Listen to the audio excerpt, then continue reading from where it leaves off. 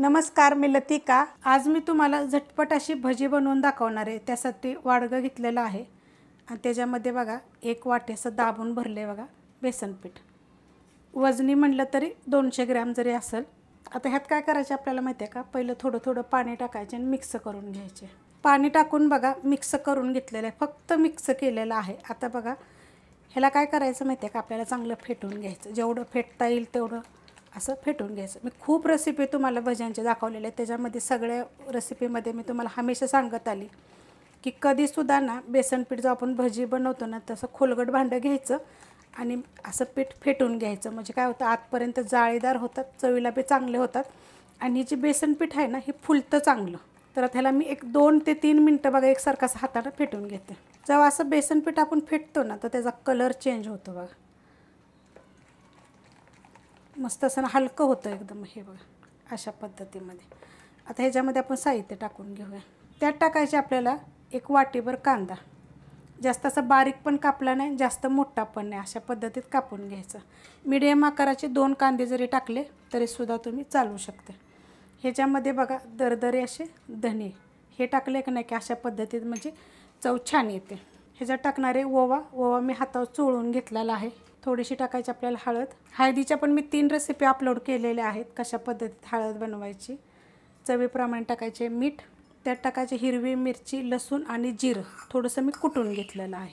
त्यात टाकणार आहे कोथिंबीर, देठासकट घेतलेली आहे थोडीशी। एकदम थोडीशी आपल्याला ह्यात टाकायचे मिरची पावडर, जास्त टाकायची नाही, थोडी टाकायची। आणि हे सगळं आता आपल्याला मिक्स करून घ्यायचे। मिक्स करून घेतलं आहे बघा।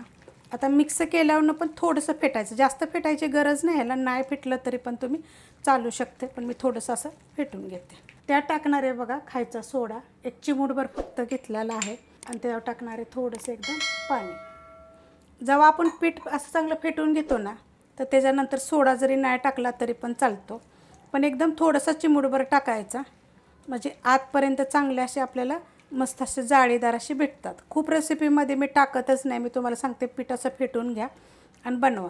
आता अशा पद्धतीत बघा झालेलं आहे पीठ बरं का, जास्त पातळ पण नाही आणि जास्त घट्ट पण नाही, मस्त असं बघा मिक्स करून झालेलं आहे, अशा पद्धतीत झालेलं आहे।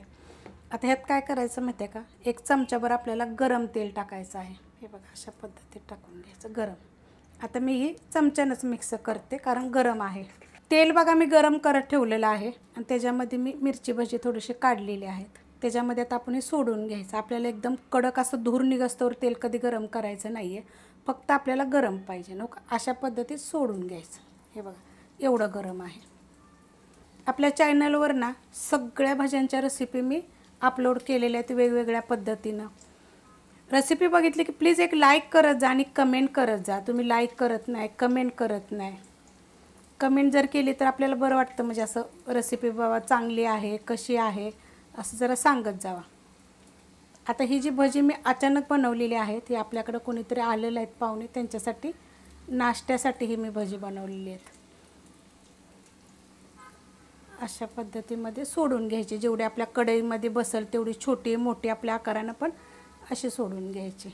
आता ह्याला आपण चांगली फ्राय करून घेऊया, पलटी करून घेऊया, मस्त होतात बघा असे। आता ह्याला आपण चांगले गोल्डन कलरवर फ्राय करून घेऊया। मस्त बघा असा कलर आलेला आहे, अशा पद्धतीत फ्राय करायचे छान। आता तुम्ही एक विचाराल की तेलकट होतात का? सोडा टाकल्यानंतर तेल ओढून घेतात, बिलकुल घेत नाही। तुम्ही जसं सांगितलं आहे ना मी त्या पद्धतीनं सेम पद्धतीनं बनवा। असं नितळून घ्यायचं, खाली प्लेट घेतलेली आहे, ते चाळण घेतलेली आहे, थोडंसं असं तेलाचे बघा 1-2 थेंब दिसत असेल, कारण की मी ह्याच्यामध्ये पहिल्या मिरच्या तळून दिलेल्या आहेत मोठ्यावाल्या। मिरच्यांच्या बी खूप रेसिपी मी पहिल्याच अपलोड केलेल्या आहेत।